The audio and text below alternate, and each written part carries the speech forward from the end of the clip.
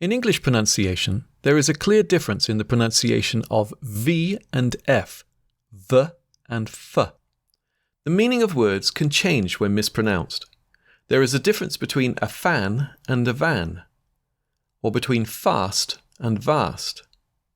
It is important to practice these sounds. Record yourself and repeat the sentences. Don't forget to listen back afterwards to see whether you've mastered these sounds or that you need to repeat the task.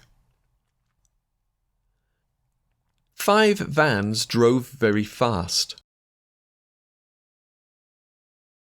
44 fantastic feathers were found near the violin.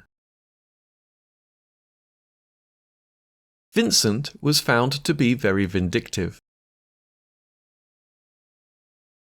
Vivian found the vehicle very close to a fire. Violet's voice sounded very frank. Victor figured Dave flew to the Maldives. He covered the foliage before he fell. Vivian vomited on her fiance's forearm. 45 is more than 44, but far less than 75. Dave eats vegan food and Vivian is a vegetarian, but Vincent refuses to feast on leaves.